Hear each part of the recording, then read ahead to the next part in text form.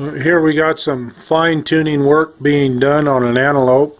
Well, I should say pronghorn, North American pronghorn cape.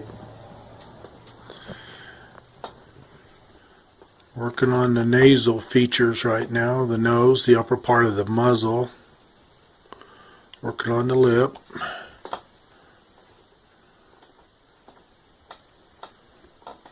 And some shaving. Got to get all that meat and membrane off and shave it down.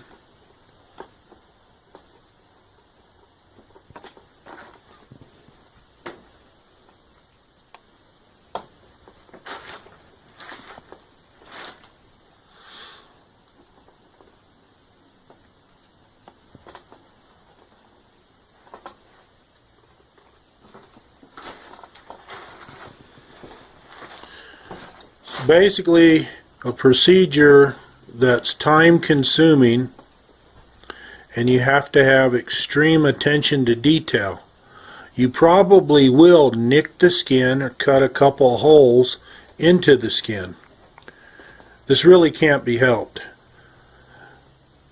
Regardless of how proficient you have become over the years, how skilled you are, or how fast or how slow you do it, you will inevitably make mistakes. Down here we can see this one eye has already been done. It's already been shaved around the eye.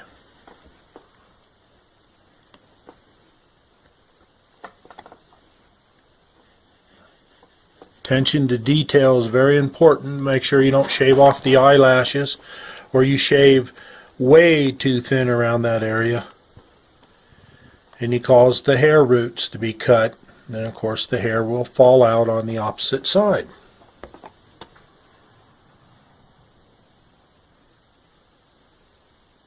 Shaving down the lips, getting them thin. Show how thin those lips are now. See? Those lips are thin. Okay?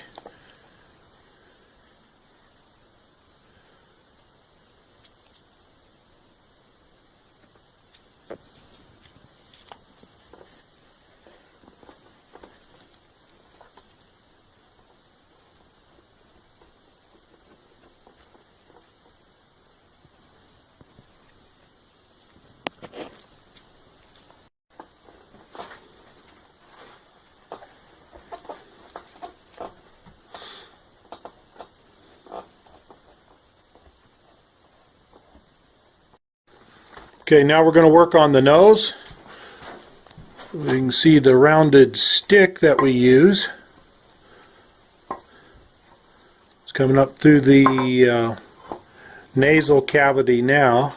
And on this particular pronghorn antelope cape, the nose was burst open. I don't know if it was from the hunter or what the deal was, but it had a great big cut in the nose. Of course, we got to repair that. And these things are more or less common, one form or another. Someplace on the cape, you're probably going to have to do some sewing. And other ways to get around sewing, you should always try to sew if you can, because that actually provides the strongest bond to hold two pieces of leather together. Is you can go ahead and use a lot of hide paste or epoxy and pin the cut area together ever so carefully, just to go ahead and make sure it sticks. But we'll show that later on in the finished mount, because this antelope will be mounted up today. Antelope and pronghorn are interchangeable words, but they do have different meanings. So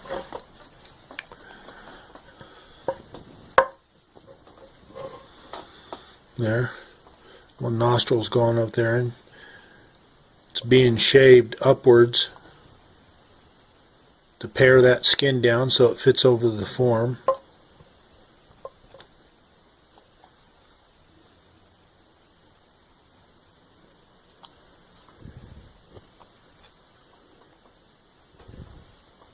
Another important feature that people need to take into consideration when working on a pronghorn antelope is the scent glands that are located right directly underneath the eyes. down on a little bit further, I should say, down on the cheek patch itself, you'll see a black set of hair in an oblong egg-shaped circular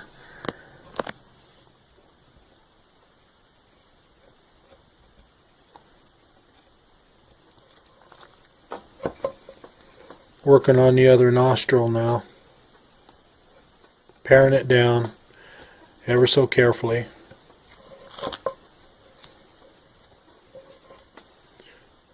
Just takes time. Patience is a virtue.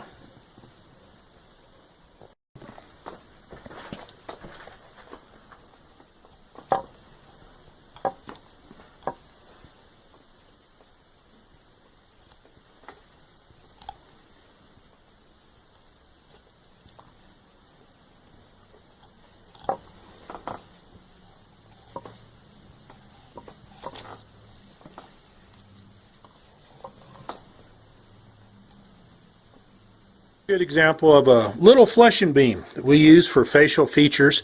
You can make them various different sizes for moose, elk, deer, similar size animals, even small game. Works on the same principle as a fleshing beam. 2x4, you could take a 2x6 or a 2x8, round it off, round off up in here, round off the edges. You go ahead and coat it, because I guarantee you over time it's going to look like this one, well used, and it needs to be resanded and recoated to protect it with polyurethane or something of that nature. Very useful tool to use. You lay the skin down, the mouth, the nose, pull it tight, and then you can shave it ever so thin, ever so carefully.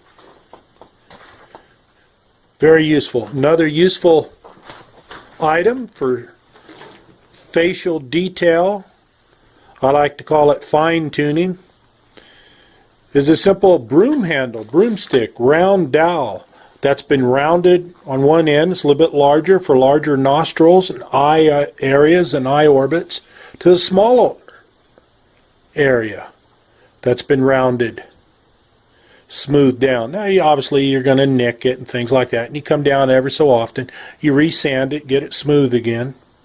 Because there you can pull the skin tight and shave it thin. You can see the thin pieces that's got to be taken off.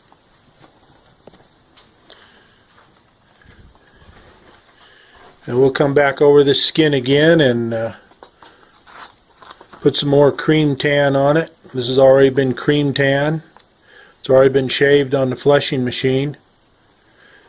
Sometimes when we use the tanning ingredients, it'll go ahead and darken the skin a little bit, especially if it's been tumbled in sawdust. Boy, be busy shaking off all kinds of sawdust and using a cage, twirling that cage around, trying to shake off all that.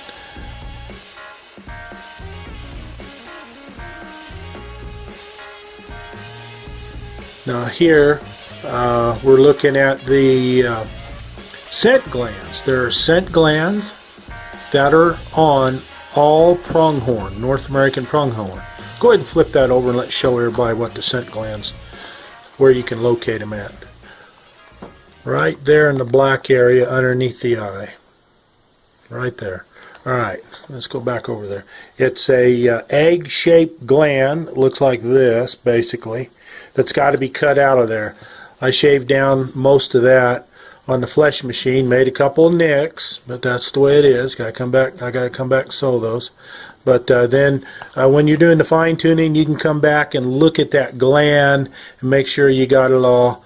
But that's basically what it is. It's usually about I've seen them from 1/8 to 3/8 of an inch thick, and it's a rounded gland that's right directly in the on the back of those black hair roots.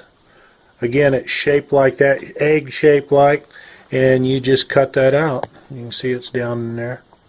And once that's done, it's done. You got the fine tune done. Now you come back and you do anything else you want to do to it. Sew up any holes, get things looking good. Reuse some cream tan in these areas here. It's been shaved. And This puppy's ready to go.